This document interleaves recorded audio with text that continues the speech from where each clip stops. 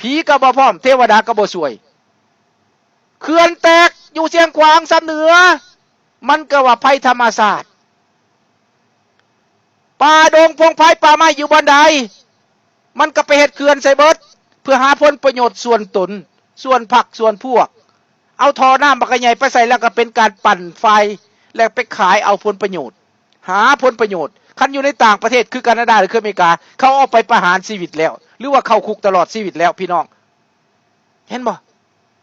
แต่อันนี้เขื่อนแตกใส่ประชาชนตาย11ศพเด็กน้อยตายถมขี้ดินงัวควายตายเป็นกองละเนืองนั่นข่าวอยู่เมืองลาวบ่มีปิดบังมิดสิทธิ์ปานว่าทูตทุตานุทูตของโลกนี่เขาสิรับหูรับตาปานว่าเขาสิบ่เห็นเจ้าสิตัวปันใดกะตัวถอนทองลุยเจ้าสิบังปันใดเจ้าก็บังถอนนายทองลุยเห็นบ่มันด็อกเตอร์นายทองลุยบริหารศาสตร์ข้าพเจ้าบ่เอาแล้วโมเดร์นทองลุยนี่นะพี่น้องบ่เอาพอแล้วอาเซเซอาเซอีนับจะอีนักเพิ่นบอกมันพอแล้วมันบ่จะเดินต่อไปบ่ได้แล้วมันเดินต่อไปบ่ได้แล้วถึงช่วงสุดท้ายอวสานการเสด็จของเพิ่นว่าจบเพิ่นว่าเทศก็มีจบบริหารศาสตร์บ้านเมือง44ปีก็จบพี่น้องต้องจบดังนั้นจึงขอเรียกร้องถึงข้าราชการทหารตำรวจพ่อค้าชาวขายพ่อให้ชาวนาพี่น้องประชาชนเฒ่าแก่อาวุโสแนวโฮมบ้านแนวโฮมเมืองแนวโฮมแขวงแนวโฮมระดับชาติให้ลุกขึ้นมาคนล้มและปฏิเสธอำนาจเผด็จการนับตั้งแต่บัดนี้เป็นต้นไปอาริยะขัดขืนล้อท่าปฏิบัติการพิเศษให้เผด็จการต้องออกจากอำนาจพี่น้องแนวใดก็เอาบ่อยู่แล้วโลกก็บ่เห็นดีนานาชาติก็บ่เห็นดีมหาอำนาจก็บ่เห็นดีประเทศต่างๆในโลกก็บ่เห็นดีเพราะว่าคนขี่ตัวเขาบ่เสืออีกแล้วต่อไปพวกเขาจะร้องเพลงว่าบ่เสืออีกแล้วหัวใจของเผด็จการลอยเล่พี่น้อง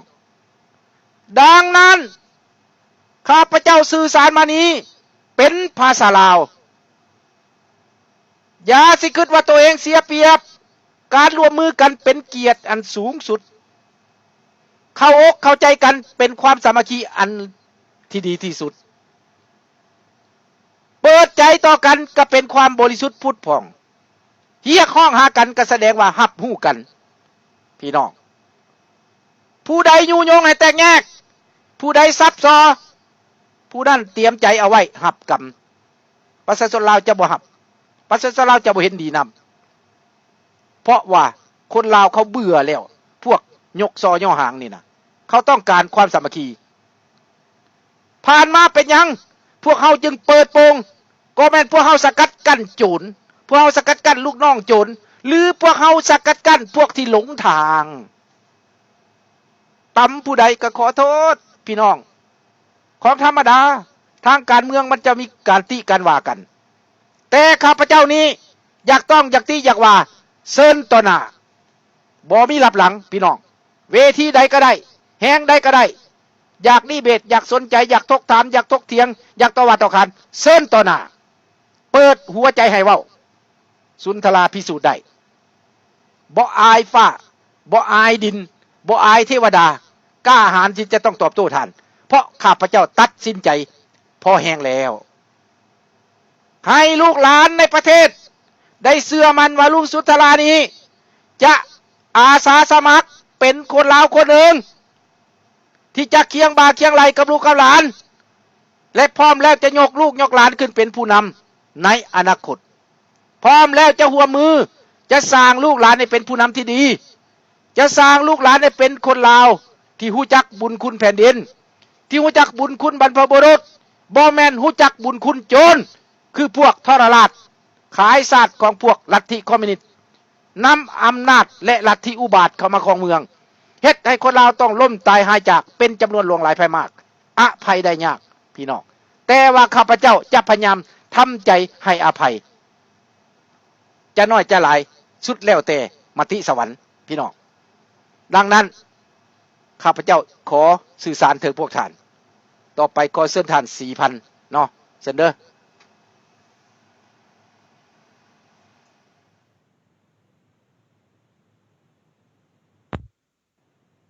โอเคข้าพเจ้าขอถามสบายดี4,000สุดท้ายขอถามสบายดีท่านสุนทราและท่านเสกองนะท่านเลียงใสท่านบุญคงแล้วก็ลุงภูบาลทุกคนเนาะที่อยู่ในเสียงของประชาชนลาวของพวกเรานี่แม่นเสียงประชาชนลาวที่ออกมาต่อสู้กษัตริย์ศาสนาพระมหากษัตริย์รัฐธรรมนูญที่พวกเขาเคยมีมาก่อน1975นี่แหละพ่อแม่พี่น้องประชาชนลาวทั่วประเทศลาวข้าพเจ้าและทีมงานเสียงประชาชนลาวทุกคนขอถามสบายดีพ่อแม่พี่น้องประชาชนลาวที่อยู่ในประเทศลาว18แข่ง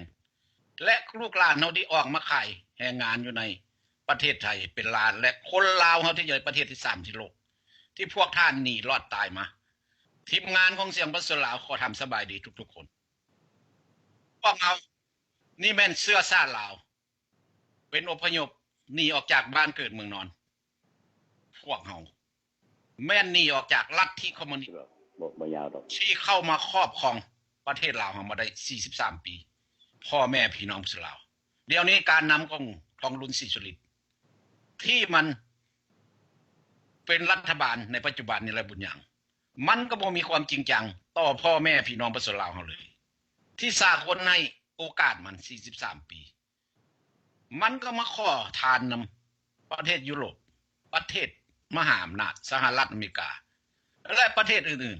ๆพวกเขาก็ฮู้ดีแต่ว่าเงินที่มันเอาไปนั้นมันเอาไปเฮ็ดหยังพ่อแม่พี่น้องชาวลาวมันเอาไปแบ่งปันกันกิน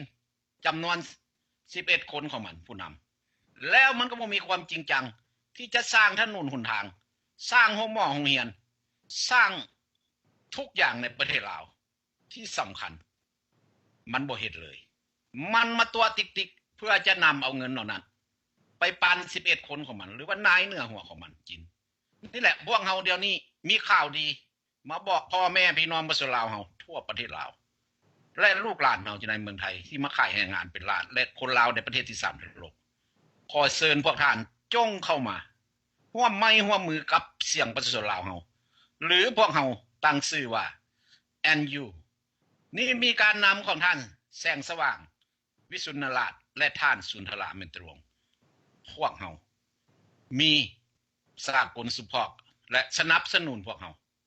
เพื่อจะขับไล่รัฐบาลหุ่นพวกนี้ออกจากประเทศลาวที่บ่ไปบ่มา43ปีนี่แหละพ่อแม่พี่น้องชาวลาวขอให้พ่อแม่พี่น้องชาวลาวทั่วประเทศลาวจงเข้าใจว่าเสียงประชาชนลาวนี่แม่นของแท้ของจริง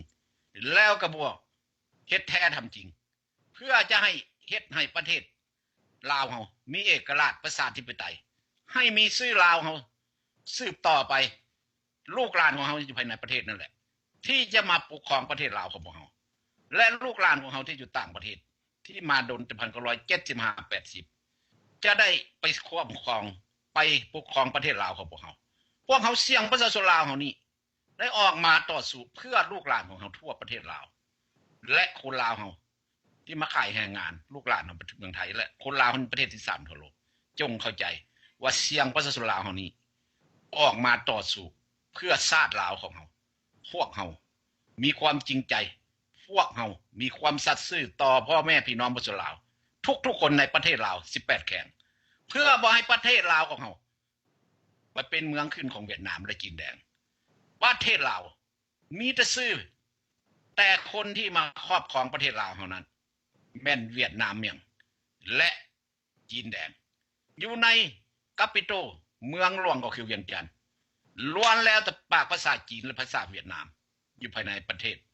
นี่แหละพ่อแม่พี่น้องชาวลาวมันสิเอิ้นประเทศลาวได้ดังไรในเมื่อมันใส่ภาษาเวียดนามและภาษาจีนอยู่ในประเทศลาวของเฮาถ้าลูกหลานของเฮาไปซอกหาเวียกเฮ็ดงานทำมันต้องบอกว่าเจ้าปากภาษาเวียดนามได้บ่ปากภาษาจีนได้บ่มันหมายความว่าจังได๋พ่อแม่พี่น้องชาวลาวมันหมายความว่าประเทศลาวมีแต่ชื่อมันแผนการของเวียดนามจะครอบครองลาวในซ่องเส้นคนนี่แหละพ่อแม่พี่น้องจงเข้าใจลูกหลานเฮาอยู่ภายในประเทศจงเข้าใจว่า ประเทศลาวของเรามันถือดับศูนย์มันทำลายเสื้อชาติลาว68ชนเผ่าที่ปากภาษาลาวที่กินข้าวเหนียวจำแจวประแดดแจวบองซีนตอกแกงหน่อไม้พวกเขาบ่มีวันลืมและถือศาสนาพุทธประจำชาติของประเทศลาวของเราขอให้พ่อแม่พี่น้องชาวลาวภายในประเทศอย่าลืมว่าศาสนาพุทธเป็นศาสนาที่ประจำชาติของประชาชนลาวเราทั่วประเทศ18แขนและเคารพพระธรรมเนียมของประเทศลาวเรานุ่งสิ้นใหม่ใส่ผ้าเบี่ยงเวลาไปตักบาตรหยาดน้ำอยู่ในวัดเห็นครูบาพวกเขาก็นั่งนบไว้เห็นผู้ใหญ่ผู้สูงพวกเขาก็เอิ้นลุงเอิ้นป้าและเคารพนับถือทั่วประเทศลาวก่อน1975นี่มันประเพณีอันจบงามของประเทศลาวของพวกเขาขอให้พ่อแม่พี่น้องชาวลาวจงเข้าใจว่าเสียงประชาชนลาวเฮานี่หรือว่าแอนยูลุยนี่แม่นชื่อของเสียงประชาชนลาวเฮาที่ออกมาต่อสู้ที่สากลไว้เนื้อบางใจขอให้พวกท่านจงเข้ามาร่วมไม้ร่วมมือเพื่อให้ประเทศลาวมีเอกราชต่อไปเพื่อจะแนะนำเอาลัทธิประชาธิปไตยหลายพรรคการเมืองเข้าไปสร้างสรรค์ประเทศชาติบ้านเมืองของเราก็คือประเทศสหรัฐอเมริกาแคนาดาออสเตรเลียปารีสคือประเทศใหญ่ๆนี่แหละพวกเราจุดประสงค์ของเสียงประชาชนลาวของพวกเราแม่นเฮ็ดแท้ทำจริงขอให้พ่อแม่พี่น้องประชาชนลาวประเทศที่3ทั่วโลกและคนลาวลูกหลานของแผ่นดินเป็นไทยจงเข้าใจและคนลาวในประเทศภายในประเทศ18แขนนี่แหละพวกเราออกมาต่อสู้ขอให้พ่อแม่พี่น้องประชาชนลาวจงเข้ามาร่วมไม้ร่วมมือร่วมทุกอย่างในการต่อสู้เอาประเทศชาติบ้านเมืองของเราครั้งนี้เสียงประชาชนลาวแม่นเฮ็ดแท้ 100% พวกเราล้วนแล้วแต่เป็นลูกหลานของท่านที่อยู่ในเสียงประชาชนลาวนี้ขอให้ทุกคนจงเข้าใจและข้าพเจ้าเว้ามามื้อนี้ก็ขอจงประเมินสาข้าขอวิงวอนสิ่งศักดิ์สิทธิ์ในสกุลนรกพระอินทราธิราชพระสัมมาสัมพุทธเจ้าทุกองค์มีฤทธิ์และพระศรีอริยเมตไตรจงมาคุ้มครองคนลาวทั่วประเทศลาว18แขนที่มีน้ำใจรักชาติและครับต่อสู้เพื่อจะขับไล่รัฐเวียดนามเมียงฮานอยและจีนแดนจากประเทศลาวและลูกหลานของในเมืองไทยเป็นล้านขอให้ไปรักสมรักษาคนลาวอยู่ในประเทศที่3ทั่วโลกที่มีน้ำใจฮักเชื้อชาติลาวเพื่อจะไปขับไล่เวียดนามและจีนแดนจากประเทศลาวขอให้สิ่งศักดิ์สิทธิ์ในสกลโลกและนายพลนายพันที่เขาเอาไปทรมานหรือว่าฆ่าตายดวงวิญญาณของท่านจงเข้ามาช่วยพวกเรารักษาพวกเราให้ถึงขั้นไสสนะขับไล่พวกโจรของเมือง11คนนี้หนีออกจากประเทศชาติบ้านเมืองของเราสาธุพระผู้เป็นเจ้าบ๊ายบายขอมอบให้อาจารย์สุนทรเจ้าขอบใจนำท่าน4,000พี่น้องเพิ่นได้สื่อสารถึงพ่อแม่พี่น้องผู้ฟังผู้ชมให้เข้าใจพี่น้องว่าเวลานี้แม่นด่วนที่สุดพี่น้องในการเว้ากันว่านี่นับตั้งแต่นาทีนี้เป็นต้นไปแม่นด่วนที่สุดจะต้องจับมือถือแขนกันให้ไวที่สุดเนาะต่อไปขอเชิญท่านโซนี่เพิ่นจะมาสื่อสารถึงพี่น้องผู้รับฟังเขาสมตื้มอีกเชิญเด้อ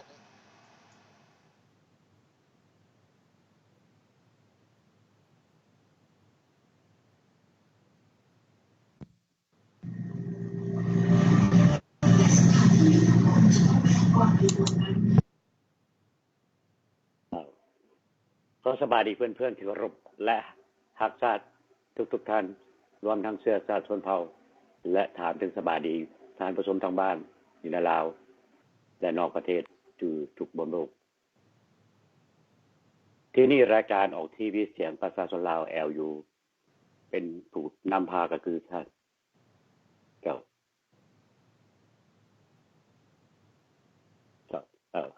นี่บ่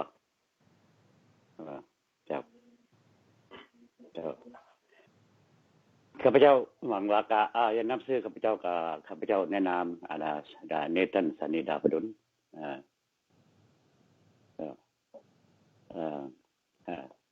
เจ้าขอโทษผิดพลาดไป คือว่าบ่ให้ขอให้ออกทีวีนี่ก็เป็นครั้งที่3แล้วข้าพเจ้าได้มาออกรายการเดี๋ยวจัดกันจะหน่อย ราะว่ายังบ่ได้ประกาศเอาเข้าทีวีเทื่อเอาเข้าคอมพิวเตอร์เทื่อว่าสิเฮ็ดมื้อใดก็ว่าบ่เฮ็ดเทื่อมื้อเวลาพอสิเฮ็ดจะทำมันให้แปลนก็เด้อโทษเห็นบ่ไปตอนนี้ว่า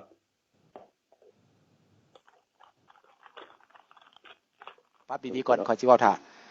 ท่านโซนี่เพิ่นกำลังเตรียมจอของเพิ่นเนาะโอเคได้แล้วบัดนี้น่ะเอาเชิญท่านโซนี่ครับนี่แหละ เจ้าและหลายท่านก็ว่าออกมาก็มีเหตุผลดี แต่ว่าก็เป็นความจริงที่ว่าที่เหตุการณ์ที่เกิดมาในอดีตมาถึงปัจจุบันเนาะเพราะฉะนั้นแล้วข้าพเจ้าก็บ่ได้มีว่าหลายท่านก็บอกออกมาเป็นสิ่งที่ดีมาแล้วข้าพเจ้าก็สิบ่ได้บอกทั้งหลายขอเวลาจะประมาณจัก10นาทีแล้วจะมาเว้าเรื่องที่ว่าขอเดี๋ยวนี้ศาสตร์บ้านเมืองเฮากำลังขันวิจิตรเนาะคาถาเฮาเพราะฉะนั้นอยากขอวิงวอนทหารตำรวจราชการทหารตำรวจที่เป็นราชการทหารตำรวจก็เป็นลูกของประชาชนเนาะเพราะฉะนั้นในเมื่อประชาชนเฮาเดือดร้อนบัดนี้เฮาก็ควรร่วมไม้ร่วมมือเป็นทางประชาชนหันเหกับจับไม้จับมือกับประชาชนซะประชาชนก็คือพ่อแม่ป้าลุงของทานเองฮะลูกหลานเอ้ยน้องของตนเองเพราะฉะนั้นเฮาควรรักษาเกียรติเชื้อชาติของเฮาให้ยืนยงอยู่ในประเทศชาติบ้านเมืองของเฮาพากันขับไล่แก้วเหนือเวียดนามเหนือออกจากแผ่นดินลาวซะเพราะว่าใน43ปีได้บ่มีแนวดีมีแต่ทางสิบหายนำสู่หายนะต่อประเทศชาติบ้านเมืองเพราะฉะนั้นข้าพเจ้าขอเรียกร้องแก่ทหารให้ฮู้โตให้ตื่นซะให้มื่นตาอันนี้เป็นรายการที่ข้าพเจ้าขอสาบานในทุกสิ่งทุกอย่างที่สกุลโลกนี้ข้าพเจ้าจะเล่าความจริงทุกทานทุกคำเว้าที่ข้าพเจ้าออกไปเนี่ยมันก็เห็นด้วยความจริงและข้าพเจ้าก็บ่อยากอธิบายหลายตามคลิปตามต่างๆที่เฮาเห็นกันทั่วโลกเนี่ยมันก็เป็นรูปภาพที่จริงออกมาด้วยเรื่องความจริงเหตุการณ์ความจริงผลกระทบเช่นต่างๆคือกันในเมื่อมนุษย์ตายคนเฮาตายเชื้อชาติชนเผ่าตายก็เจ้าบ่เอามานับจำนวนเลยนับบ่ถูกต้องเลยอันนั้นคือเป็นการหวังฆ่าทำลายทางอ้อมหรือทางตรงเลยคันว่าสิจับไปฆ่าสัมมนานี่ก็โดนถูกนานาชาติเขาบีบหรือว่าขึ้นบัญชีดำก็เลยบ่กล้าเฮ็ดวิธีนั้นเมื่อเฮ็ดวิธีแบบเอาเขื่อนเอาน้ำสาดใส่ฆ่าประชาชนแบบนี้คิดว่าเพิ่นจะหนีรอดเด้อโลกหูแก้วตาทิพย์ของมื้อนี้เนี่ยเพิ่นเบิ่งได้เห็นทุกสิ่งทุกอย่างว่าพวกท่านกำลังเฮ็ดหยังกันอยู่ฮะคันถ้ายังเฮ็ดแบบนี้ข้าพเจ้าขอเสนอให้ยุติซะเป็นการทำลายชาติเป็นการทำลายทรัพยากรของชาติและมนุษย์อีกเชื้อชาติเฮาก็หายไปหลายแล้วบ่ฮู้จักว่าท่านเฮ็ดหยังกับเชื้อชาติชนเผ่าเฮานะ68ชนเผ่ามาก่อนยังเหลือแต่54ชนเผ่าและ10กว่าชนเผ่าไปใส่ข้าพเจ้าถามอันนี้ข้าพเจ้าที่สุดคิดว่าคือที่พรรครัฐหรือพรรคเผด็จการอยากไปปล้นเอาที่อยู่หรือทรัพย์สมบัติต้นไม้ต้นตอกที่ต้องการให้เช็คเหนือเจอจีนแดงมาขุดโค่นบ่อแห่ต่างๆเพราะฉะนั้นพวกชนเผ่าให้ก็ต้องได้เสียชีวิตไปเอาเลือดทาแผ่นดินแล้วจะมาบอกข้าพเจ้าอีกว่าพวกท่านเข้ามาบ่มีเสียงปืนแตกอันนี้ข้าพเจ้าว่าผิดแล้ว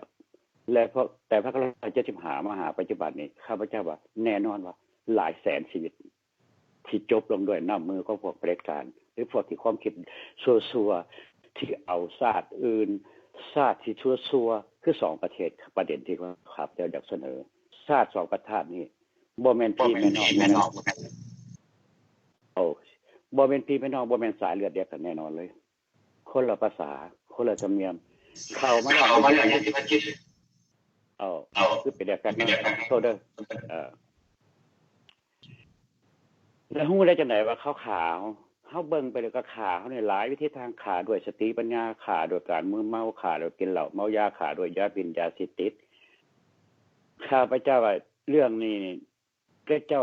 พยายามที่เฮ็ดให้คนลาวนี่สาบสูญไปได้โตแล้วนะแล้วก็พยายามดึงเอาคนเวียดนามเหนือจีนเหนือเข้ามาก็พวกทุกท่านอาจจะเห็นอยู่บึงธาตุหลวงอยู่ไสซ้ำเหนือก็เป็นของจีนซั่นล่ะบ่ได้เสียภาษีนี่เมื่อเอาไปแล้วก็บ่ได้เสียแท็กเสียภาษี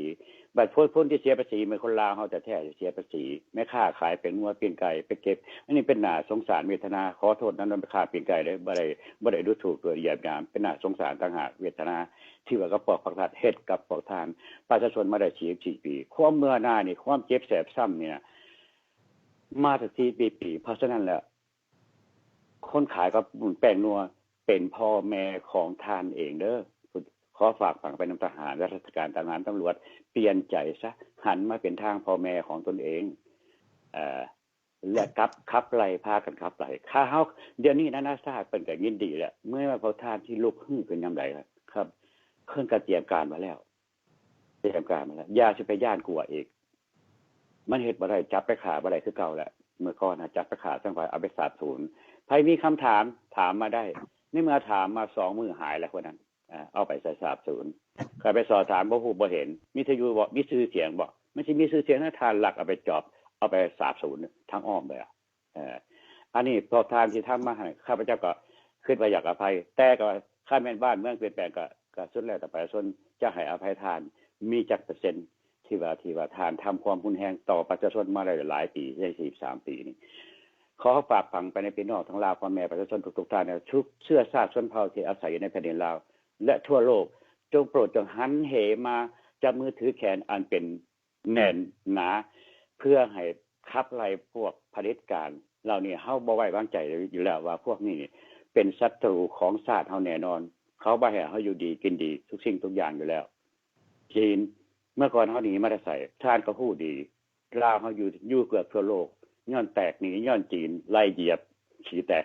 มาฮอดปัจจุบันนี้เฮาบ่มีแผ่นดินที่จะถอยแล้วเพราะฉะนั้นพ่อแม่พี่น้องเขาประกาศลุกขึ้นมาสู่อย่าสู่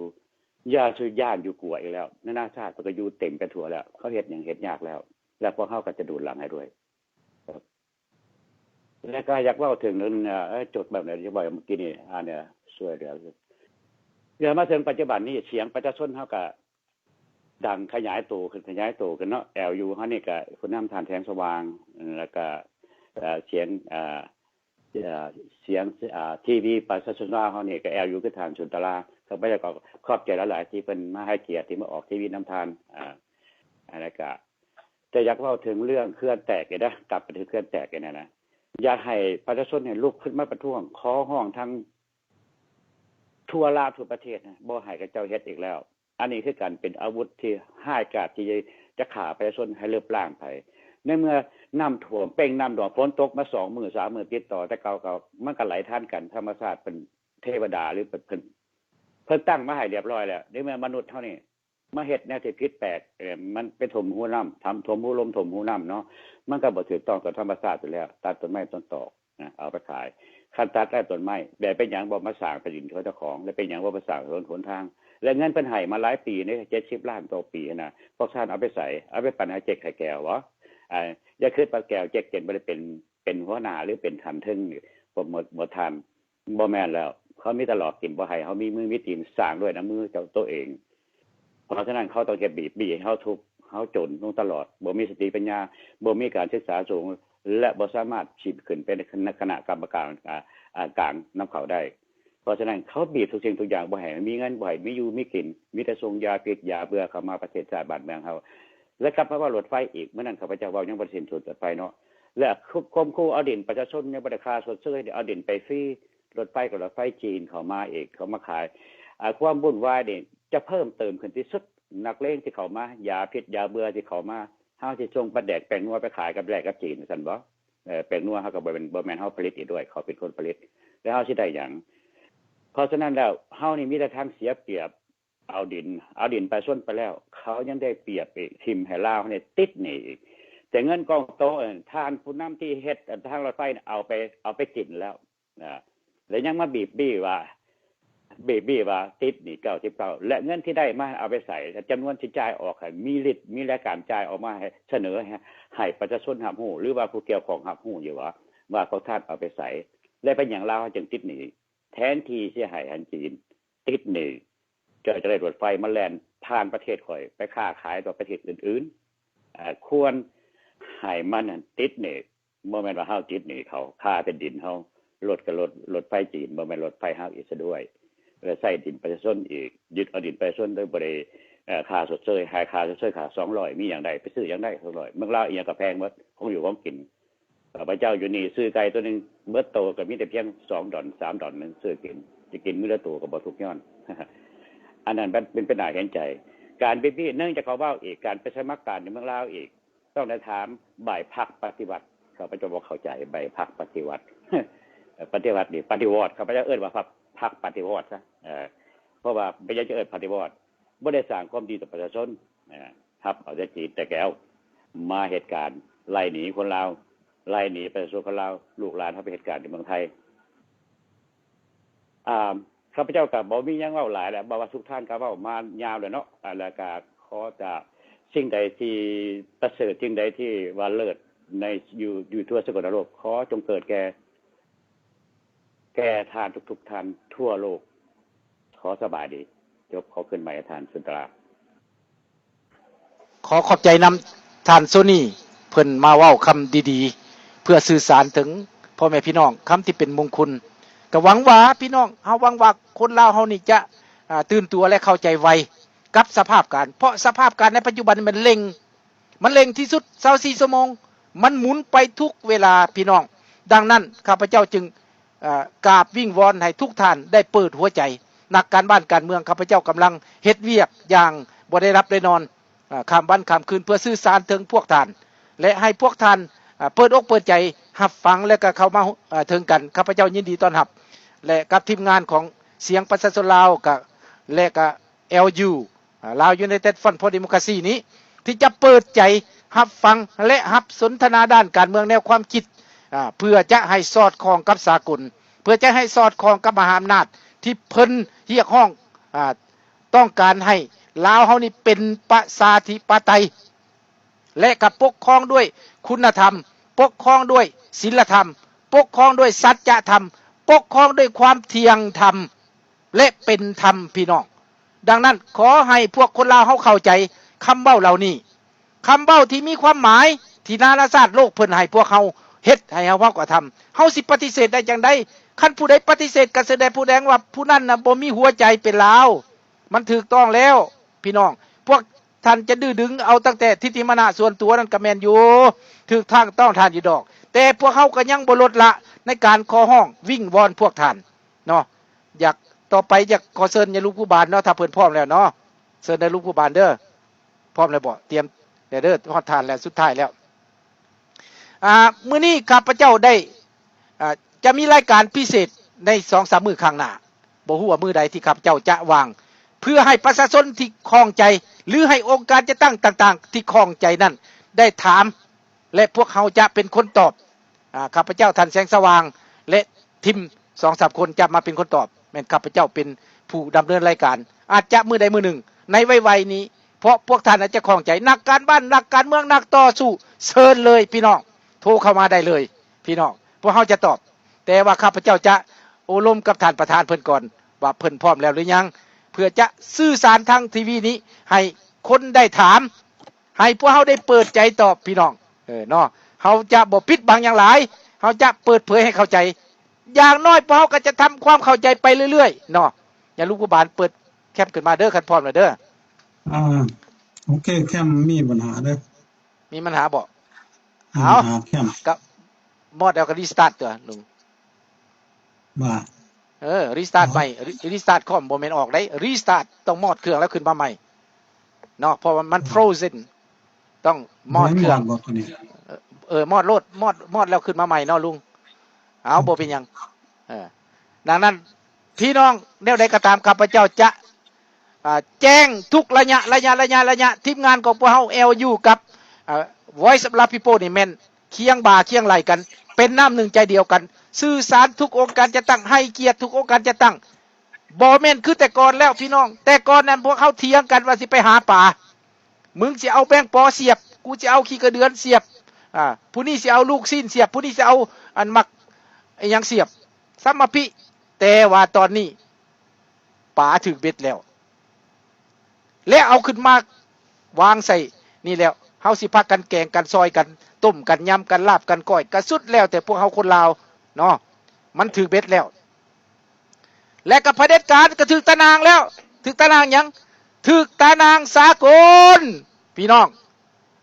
อยู่ข้างย่างนายทองรุ่นก็สิหยุดก็บ่ได้สิไปหน้าก็บ่ดีเฮ็ดหยังก็บ่ดีเบิดเพราะว่าเอาลูกน้องบ่ได้หัวหน้าโจรสิเปลี่ยนใจก็เปลี่ยนใจซะกลับใจซะหัวหน้าโจรก็ได้ก็สิโทษบ่หนักประชาชนก็สิเซาประนามคันเปลี่ยนใจน่ะเนาะคันบ่เปลี่ยนใจก็ถึกประนามต่อไป จะสิกลายเป็นท้องรุ่นท้องลุยไปนั่นแหละข้าพเจ้าว่าท่านท้องลุยเพราะว่า2 ปีแล้วได้เฮ็ดเวียกบ่ได้เรื่องยังหักษาโจรนับมือนักซุกซุ่มเข้า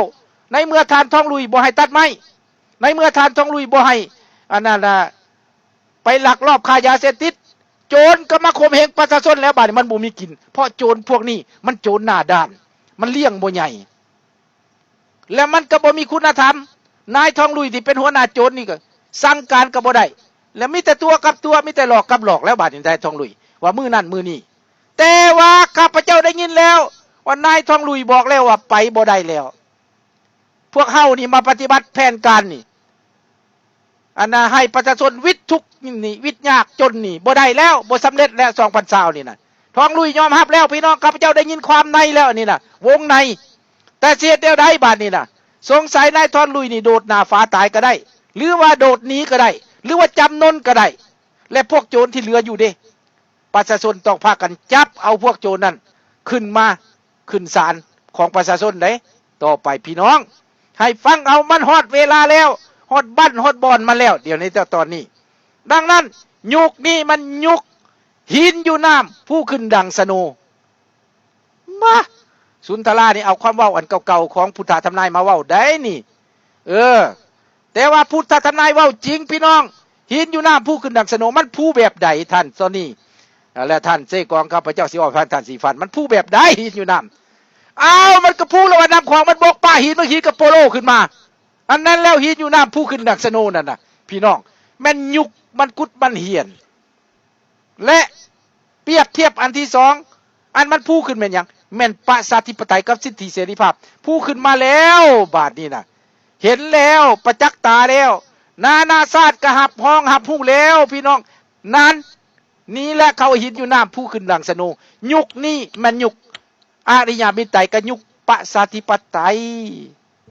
ที่คนลาวสิได้สมใสที่คนลาวสิได้ภูมิใจสิได้ภาคภูมิใจสิได้พักกันเฉลิมฉลองสิพักกันได้ให้ใส่กันคือท่านอันบุญคงเว้าแล้วห้วยมันสิได้ให้ใส่กันอยู่เดินทางหลวงได้ไปเห็นกันนี่น่ะ40 ปีบ่เห็นกันภาคจากกันแม่นไผเฮ็ดให้เฮาภาคจากกันแม่นโจรโจรตัวนี้มันอำนาจมาแต่มันเก่งหลายปานใดโจรอันนี้น่ะมันบ่ได้เก่งโจรนี่มันกี่ตัวเท่านั้นดังนั้นเฮานี่ฮู้แล้วทันมันแล้วเนาะลูกผู้บานมาแล้วบ่เฮาก็จัดการกับโจรบัดนี้น่ะออกมาจัดการโจรด้วยวิธีการเอาอำนาจของประชาชนอำนาจของไฟฟ้าประชากรอำนาจของนานาชาติและสากลมาจัดการกับโจรด้วยหลักกฎหมายและกฎเกณฑ์สากลที่เขากำหนดไว้แล้วสหประชาชาติเพิ่นก็ปฏิบัติได้เนาะกฎสากลนี่เนาะท่านโซนี่ข้าพเจ้าเชื่อว่าเพิ่นปฏิบัติดังนั้นพวกเฮาก็ต้องอาศัยเพิ่นนั่นแหละปฏิบัติสงสัยว่าสหประชาชาติเพิ่นได้ยินแล้วเฮาเว้านี่เนาะเพิ่นคือสิได้ยินแหละข้าพเจ้าเชื่อว่าเพิ่นหลักฟังเฮาอยู่บ่จักดังนั้นสหประชาชาตินี่เพิ่นหลักฟังพวก LU กับพวก Voice of People เว้ากูมือเพิ่นหลักฟังบ้านนี้มันฮ้อนฮอดไทยพญาราชอินตาสหประชาชาตินี่เหลืออกเหลือใจข่อยคือให้เงินไปบักหลายๆแล้วนี่น่ะทองหลวยเจ้าเอาไปใส่เลยมีหัวหน้าของศาลสหประชาชาติเพิ่นเคาะปกโลดเพิ่นจับคนตีเคาะลงหยุดทองหลุยเจ้าเอาเงินไปกินหลายแล้วและเจ้าก็มีแต่ตัวแต่หลอกเดี๋ยวนี้ข่อยบ่เชื่อมันเจ้าแล้วข่อยสิมาฟังเสียงประชาชนเขาเว้าข่อยสิมาฟังเสียงเงิน LU เขามาจมเขาสิมาฟังเสียงรายงานของ LU บังดูบาดนี้อีกแล้วบาดนี้เป็นไปแล้วบาดนี้น่ะพี่น้องเว้าเป็นๆซำนี้ก็คือสิเข้าใจแล้วเนาะอันนี้เป็นเว้าใบ้ได้นี่พี่น้องเนาะใบ้ให้ฟังเนาะใบ้นำก็คงจะภูมิใจแล้วข้าพเจ้ายิ้มออกก็แปลว่ามันมีใบ้ได้ใบ้ที่มันมีสัญญาณได้พี่น้องเอ้ยเนาะอีกบ่โดนเฮาก็สิเปิดสัญญาณให้ฟัง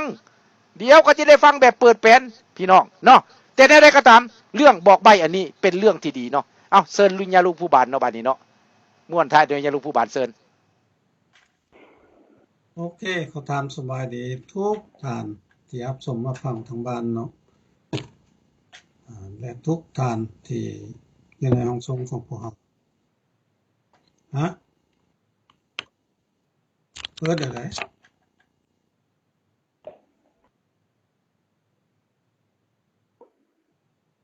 โอ ขึ้นอะไรนี้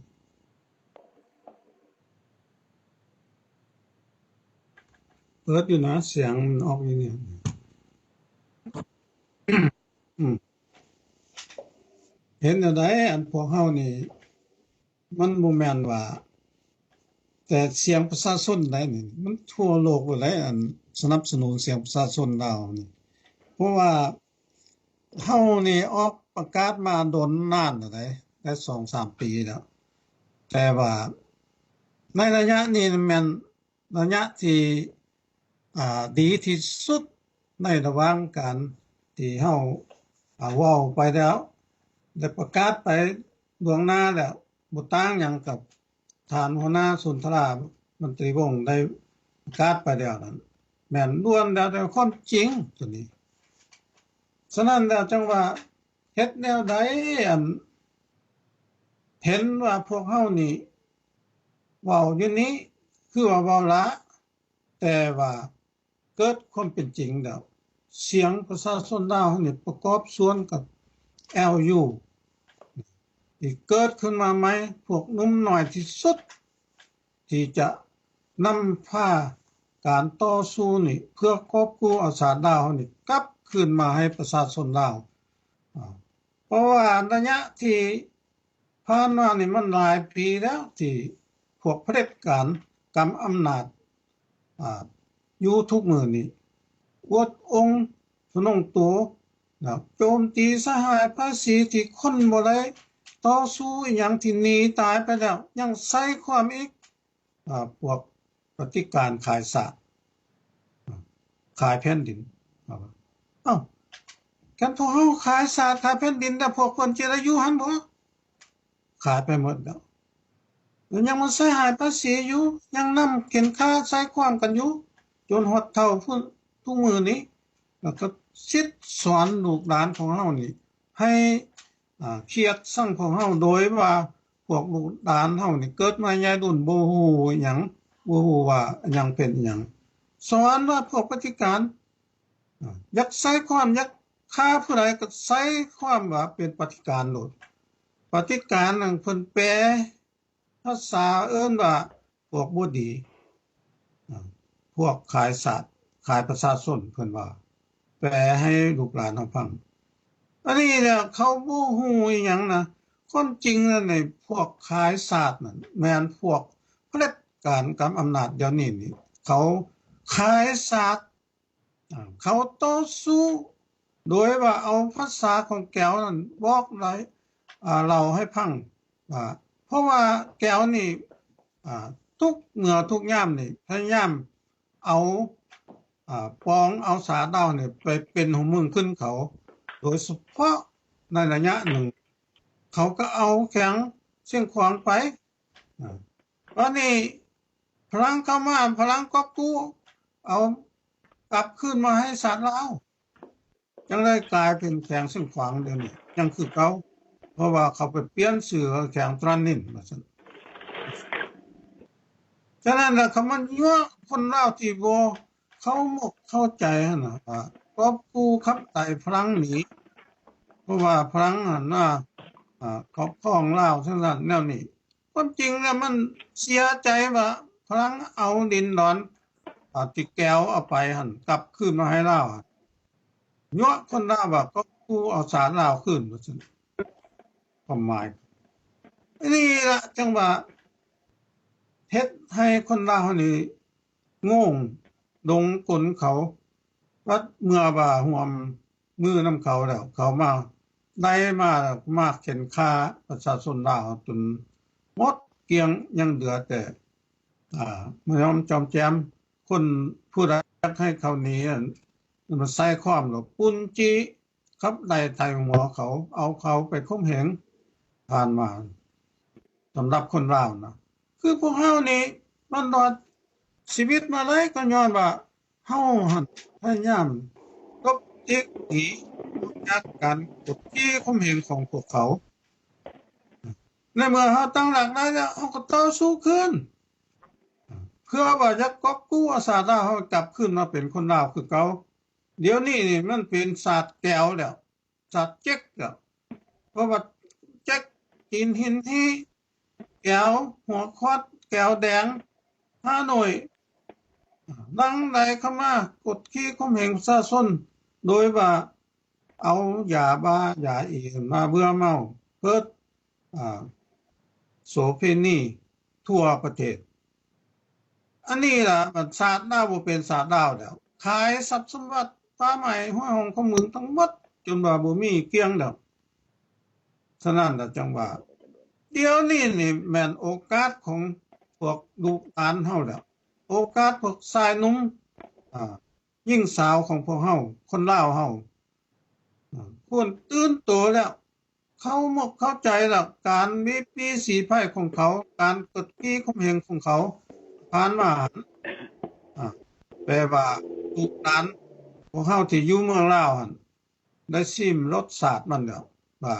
แม่นความจริงบ่ตามเสียงประชาชนเฮาเว้าไปเดี๋ยวนี้นะมันดีแล้วสามารถตั้งองค์การขึ้นมา LU องค์การ LU มันองค์การชาวนุ่มของพวกเฮาที่ออกมารับใส่ศาสตร์รับใส่ประชาชนที่กอบกู้เอาศาสตร์ลาวเฮากลับคืนบ่โดนนานนี้เฮาก็จะฮู้จักว่าแนวคิดของ LU นี่สมทบกับเสียงประชาชนลาวที่เป็นกระบอกเสียงนี้จะเฮ็ดหยังต่อไปมีหน้าที่อย่างเดียวที่เฮาต้องการให้ลูกหลานของพวกเฮาทุกมวลชนทุกองค์การจัดตั้งทุกกระบวนการมาร่วมไม้ร่วมมือกันเพื่อคนล้มพวกเผด็จการนี่ตามอำนาจอยู่หั่นอย่างเดียวเฮาบ่ต้องคิดหยังนำว่าสิมาสนทนาว่าเขาหั่นสิเป็นสิตายเพราะว่าเขาบ่ได้คิดนำเฮาแล้วพวกเผด็จการนี่นะเขาทิ่มเฮาแล้วเขาทิ่มประชาชนลาวเฮาผู้มื้อนี้เขานับถือศาสตร์แก้วศาสตร์ต่างดาวมาอยู่ในหันฉะนั้นแล้วคนลาวเฮาต้องมีน้ำใจมาร่วมแรงร่วมใจกันกับเสียงประชาชนลาวกับ LU องค์การจัดตั้งที่เข้มแข็งที่สุดกำลังเคลื่อนไหวเดี๋ยวนี้สื่อสารหามวลชนเพื่อร่วมไม้ร่วมมือต้องการคนมาเข้าร่วมแนวคิดจิตใจอันเดียวกันที่จะได้เป็นคนโดมพวกเผด็จการกำอำนาจเดี๋ยวนี้เพราะว่าพวกเขาจนตะแจแล้วเขาบ่มีหนทางไปแล้วไผก็บ่สนับสนุนพวกเผด็จการเข็นฆ่าประชาชนเฮาทุกมื้อทุกยามโดยว่าพวกเฮาบ่ฮู้แต่ละบ่อนแต่ละคนนั่นน่ะเขาฆ่าคุมื้อเด้เฮาบ่ฮู้เด้เพราะว่ามันเดือแห้งอดทนแล้วประชาชนก็ได้เดี๋ยวนี้ประชาชนเนี่ยต้องการคนล้มพวกเผด็จการฉะนั้นแล้วเฮามีโอกาสแล้วที่จะร่วมไม้ร่วมมือเข้าไปสนับสนุนสู้ประชาชนต้องมีน้ำใจบ่ว่าแต่ว่ารัฐการทหารตำรวจเขาเปลี่ยนใจหมดเดี๋ยวนี้เขาเข้ามารวมไม้ร่วมมือกับ LU เพราะว่าเป็นองค์การที่เข้มแข็งที่สุดกำลังห้าวหันเพื่อว่าแสวงหาผลประโยชน์ของศาสตร์ให้ศาสตร์ลาวเฮานี่กลับคืนมาเป็นประชาธิปไตยเหมือนเดิมที่เฮาเคยรับมาในสมัยแห่งพระราชอาณาจักรลาวเป็นประเทศที่มีประชาธิปไตยมีประเทศที่มีเขตน้ำแดนดินที่ครบถ้วนอยู่ในอันนั้นเดี๋ยวนี้นี่แก้วที่เอาไปเท่าไหร่ก็ปล่อยมันเอาไปโดดแต่ว่าเอาไปเขาก็เอาคืนมาเดี๋ยวนี้นี่เขากำลังคุ้นเคี้ยวข่มเหงประชาชนจนว่าบ่มีโอกาสที่จะได้มาคิดนำศาสตร์เขาเบื่อเมาทุกสิ่งทุกอย่างกับประชาชนโดยว่าประชาชนบ่เข้าใจสมัยเก่าน่ะเดี๋ยวนี้เขาเข้าใจหมดเลยประชาชนลาวนี่เขาก็รู้สึกโตแล้วมันดีใจที่สุดที่ องค์การนุ่มของพวกเฮานี่เกิดขึ้นมาใหม่ที่สุดเพื่อว่าสิได้ช่วยเหลือเป็นผู้นำพาการต่อสู้กอบกู้เอาชาดาวกลับคืนการกอบกู้นี้เฮาสิเฮ็ดจั่งใดมีแต่ว่าทุกศาสตร์ทุกชนชั้นชนศาสตร์ของลาวมันมารวมแห้งรวมใจกันคนโลมพวกเผด็จการคอมมิวนิสต์พวกนี้ออกจากดินดาวอย่างเดียวเฮาบ่ต้องเอาเขาไว้พวกนี้นะเอาเขาไว้บ่แม่นว่าเขามีชีวิตอยู่หั่นว่าเขาสิเบิ่งแย่งชีวิตของประชาชนมันบ่แม่นประชาชนทั่วประเทศนั้นเขากดขี่ข่มเหงเขาเอาประชาชนมันเป็นตัวประกันเป็นลักษณะว่าคนโทษโดยบ่มีคุกใส่ฉะนั้นจังว่าทุกสิ่งทุกอย่างการมีชีวิตอยู่ได้ของพวกเผด็จการกำอำนาจอยู่เดี๋ยวนี้แม่นเอาชีวิตของประชาชนลาวนี่ไปต่อรองกับศาสตร์ต่างดาวไปต่อรองกับสหประชาชาติและมหาอำนาจต่างๆเพื่อสวยโอกาสญาติแย่งเอาเขาว่าญาติแย่งเอาการช่วยเหลือแปลว่ามีวันไหนที่เขาให้โอกาสว่าจิช่วยเหลือเพิ่นเอาชีวิตของประชาชนเอาบัญชีประชาชนลาวนี่ที่ทุกข์ยากพากหมองนี่ไปกลางเอาห้องขอเอาได้เงินมาแล้วมาใส่ถุงเขาบ่ได้ให้ประชาชนลาวประชาชนลาวก็บ่ฮู้อีกว่าเขาได้เท่าใดอันนี้ล่ะจังว่าเป็นการขายชาติขายประชาชนกินขายแผ่นดินกินอีดีตัวนี้หมดทุกสิ่งทุกอย่างแม่นขายหมดโดยว่าเขาบ่ได้คำนึงถึงว่าอนาคตของชาติดาวนี้ว่ามันสิมีบ่หรือบ่มีเขาบ่ได้สนเขาบ่ได้เว้าคนลาวพวกนี้ตั้งแต่เขากำอำนาจนะเฮาพยายามติดตามรับฟังคำปากคำเว้าของพวกเผด็จการพวกนี้แม่นว่าเขาเว้าเพียงแต่ว่าเป็นหัวหน้าชนชาติชนเผ่าเขาบ่ได้ว่าชาติดาวอันนี้ล่ะจังว่าชาติดาวเฮามีอยู่แล้วผ่านมาเขาบ่ได้กล่าวถึงชาติดาวเขาบ่ได้กล่าวถึงประวัติศาสตร์เขาบ่ได้กล่าวถึงเขตน้ำแดนดินของลาวหั่นมีแต่ว่าขายอย่างเดียวคันบ่ทอพวกเผด็จการนี่จักได้สิเป็นหยังไปเพิ่นว่ามันก็หมายแล้วได้ชาติดาวเฮาน่ะมีสื่อลือซาทั่วโลกนี่มาตั้งแต่เดิมมามันเป็นหยังบ่มันสิเป็นหยังอันนี้อุปโลกไปรับใส่แก้วมาเข็นฆ่าคนดาวนำกันถือว่าเพิ่นนั้นเป็นผู้มีอำนาจผู้ใดถามบ่ได้แต่ต้องตามแต่ต้องพักตัดฉะนั้นแล้วจังว่าเรื่องศาสตร์ดาวหันบ่มีแต่พักตัดอยู่ในดินดาวหันรับใส่พักตัดอย่างเดียวบ่แม่นรับใส่ศาสตร์จะเฮ็ดหยังก็ได้ฉะนั้นแล้วจังว่า business ธุรกิจของประเทศลาวน่ะกลายเป็นธุรกิจส่วนตัวของพรรครัฐของลาวทั้งที่ว่าศาสตร์ลาวทั้งศาสตร์เป็นของส่วนตัวเขาแล้วขออ้างเขาว่าประชาชนลาวนี่เป็นของประชาชนเป็นเจ้า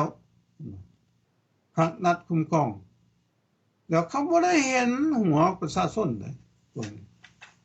ฉะนั้นด้วยเหตุนี้แล้วการที่ทุกท่านทุกย่ามาเว้าอยู่ในเสียงทีวีเสียงประชาชนลาวนี่หมายว่าถูกต้องทั้งหมดบ่มีการลำเอียงหยังหมดเพราะว่า โอกาสเฮานี่มาแล้วถึงแล้วว่าไกลแล้วมีแต่ว่าต้องการทุกคนทุกชาติ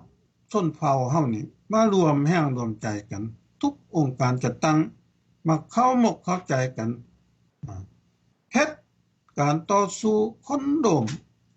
พวกเผด็จการนี่อย่างเดียวบ่ต้องคิดนำว่าองค์การนั้นเฮาต้องเฮ็ดนั่นนี่องค์การนี่เฮาต้องเฮ็ดแนวนี้บ่มีแต่ว่าพวกเฮาเฮ็ดการต่อสู้เพื่อกอบกู้อาสาดาวคนโดมพวกเผด็จการกำอำนาจคอมมิวนิสต์พวกนี้ให้หนีออกจากดินดาวอย่างเดียวเรื่องพรรคพวกเรื่ององค์การอันนั้นเมียนไปเบื้องหลังเพื่อว่าประกอบส่วนในเวลาการบริหารศาสตร์เดี๋ยวนี้เนี่ยบ่มีหยังนะเฮาต้องการทั้งหมดนี่ทุกองค์การนี่มาเป็นองค์การเดียวกันเฮ็ดเวียกเพื่อส่วนรวมตัวเดียวกันคนโดมพวกนี้อย่างเดียวประชาชนบ่อยากเห็นหน้าพวกนี้แล้วเดี๋ยวนี้เขาเรียกร้องต้องการมาที่สุดรอท่าคำสั่งรอท่าโอกาสอันดีงามขององค์การจัดตั้งของเฮาคือ LU ที่ออกสื่อหรือน้ำในปัจจุบันนี้ว่ามีแต่องค์การนี้นะที่นำพาทุกคนเข้าไปคนโดมพวกนี้ทำลายพวกเผด็จการนี้ออกอย่างเดียวออกจากประเทศลาวอย่างเดียวอันนั้นเฮามีโอกาสมีสิทธิ์มีเสียงเป็นประชาธิปไตยให้โอกาสประชาชนมีอยู่มีกินมีเงินมีค่ำมีเฮือนมีซ่านมีฐานะดีน้ำไหลไฟสว่างหนทางดีทุกอย่างอยู่ในประเทศลาวเฮาต้องการอย่างเดียวฉะนั้นแบบองค์การLUเฮานี้เป็นองค์การที่เสียมแดนที่สุดที่สามารถเอาสอกคนสอกหาทุกวิธีทางที่จะเฮ็ดให้สาดาวเฮานี่กลับคืนมาหาประชาชนอีกคือเก่าฉะนั้นล่ะจังว่าต้องไว้ใจกันเดี๋ยวนี้นี่คือท่านสุนทรามันตรีวงศ์เพิ่นได้ประกาศมาแล้วทุกอย่างอยู่ในกำมือ LU ที่จะนำพาการค้นรวมพวกเผด็จการพวกนี้ออกจากดินดาวพร้อมด้วยคอมมิวนิสต์ทั้งหมดอยู่ในนั้นเป็นต้นคือพวกแก้วแดงพวกแก้วคอมมิวนิสต์อยู่ในนั้นที่เข้ามาครอบครองดาวให้หนีออกจากสาดาวโดยสิ้นเชิงโดยบ่มีเงื่อนไขมีฐานฉะนั้นแล้วทุกคนต้องมารวมไม้รวมมือกันกับ LU ของพวกเฮา LU สื่อองค์การจัดตั้งฉะนั้นแล้วจังว่าข้าพเจ้าก็ขอประกอบส่วนตัวนี้ในมื้อนี้สิ่งใดผิดพลาดหรือว่าเป็นที่จับใจก็ขอทุกท่านจงสบายดีขอบใจของหมอใหม่คือยาสุนทราขอบใจญาลุงภูบาลที่เพิ่นได้มาให้คำประกอบส่วนในมื้อนี้สบายดีท่านกระแปงเนาะมื้อนี้พวกเฮาได้สื่อสารเปิดจิ๊กซอว์ให้แล้วเปิดคำใบ้ให้แล้วว่า LU มีตะบองเผ็ดมีกกสิตายปลายสิเป็นทางการเมืองอยู่ในมือแล้วจะยอมรับหรือบ่ยอมรับก็แม่นมันมีแล้วเนาะดังนั้นพี่น้องเพื่อบ่ให้ทุกคนหรือทุกองค์การจัดตั้งอื่นๆได้คิดว่าตัวเองเสียเปรียบหามา40ปีบ่ได้อย่าคิดขอนำอย่าคิดผู้ใดหาได้ก็แม่นนำกันนั่นแหละอันเดียวกันนั่นแหละพ ราะว่าชาติหามาเพื่อชาติบ่แม่นมาหาเพื่อบุคคลไปหามาเพื่อมาสู่ร่วมกันให้เป็นชาติที่เข้มแข็งเป็นความเหนียวแน่นมีกกสิตายปลายสิเป็นทางด้านอำนาจทางด้านสากลอำนาจเปลี่ยนมือในอีกบ่นานเนื่องจากว่าเผด็จการมันบ่ชอบธรรมประชาชนมาชอบธรรมกว่าโลกเขาเลือกประชาชนพวกเขาก็เลือกเป็นเสียงของประชาชน LU ก็เลือกเป็นอำนาจมอบให้ประชาชนดังนั้นอำนาจการตัดสินใจนี้ทีม LU นี้มีด็อกเตอร์มีปัญญาชนมีบุคลากรมีทุกเหล่าทัพประชาชนที่จะร่วมมือกันทางด้านสติปัญญาพวกท่านจะเห็นสปรายในวัยนี้แหละพี่น้องเพราะว่ามันแม่นเวลาและมันแม่นโอกาสแล้วมื้อนี้ข้าพเจ้าขอถือโอกาสขอบอกขอบใจท่านผู้ฟังท่านผู้ชมขอบอกขอบใจท่านผู้ประกอบส่วนขอบอกขอบใจนำท่านประธานแสงสว่างวิสุทธิราชที่ให้โอกาสพวกเราได้สื่อสารด้านการปฏิบัติงานให้พี่น้องของพวกเราที่รับฟังรับชมได้รับฟังพบกันใหม่ในโอกาสหน้าบ๊ายบาย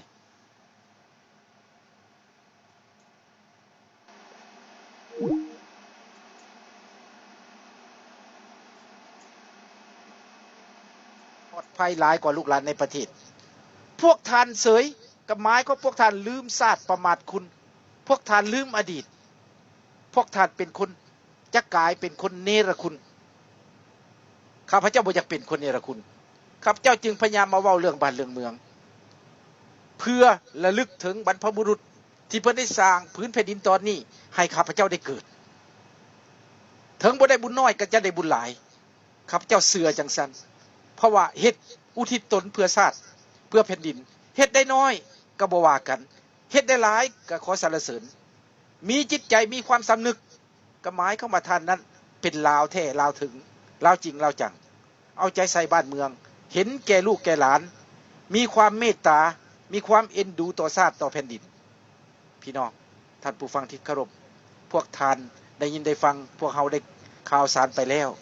หวังว่าพวกท่านจะกลับไปตึกตองพิจารณาตื่มเนาะต่อไปขอเชิญน้องกำลังใจร้อยเนาะเอาจักเล็กจักน้อยได้ยินเสียงฝ่ายสตรีเฮาแน่เนาะเชิญเด้อโดยขอบใจขอสบายดีทุกท่านเนาะที่อยู่ในทีวีสบายดีพี่น้องที่รับฟังเสียงของประชาชนลาวกล่าวลูกหลานแต่ละมื้อแต่ละวันเนาะถึงว่าอาทิตย์นึงเฮาจะออกมาทีวีเทื่อนึงแต่เรื่องทางหลังบ้านเฮาก็ได้เฮ็ดเวียกอย่างนักเนาะพี่น้องเนาะเพื่อชาติเพื่อบ้านเพื่อเมืองลูกหลานหลายคนก็อยู่ในประเทศก็บ่ได้นิ่งดูได้เฮาก็เฮ็ดทุกสิ่งทุกอย่างปลุกระดมคนควยถึงมันสิเป็นหอกเป็นดาบสิเป็น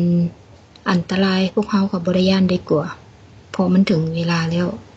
เบิดเวลาของพวกโจรขายชาติขายบ้านขายเมืองที่มันจะต้องลงจากอำนาจ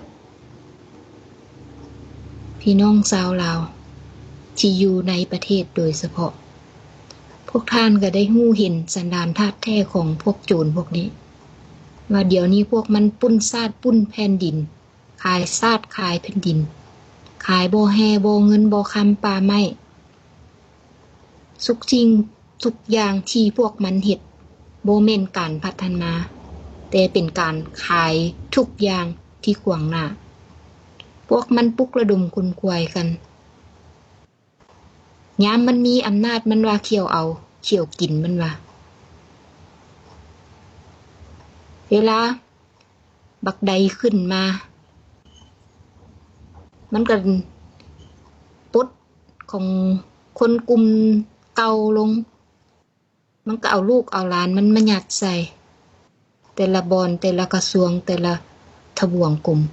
จินไปเป็นเจ้าแขวงเจ้าเมืองไปนั่งขายสัมปทานบอนหันบอนนี่เดี๋ยวนี้เฮาเห็นแล้วว่าพวกมันก็บ่ได้มีความสามัคคีกัน ย้อนความโลภมากโลภาย้อน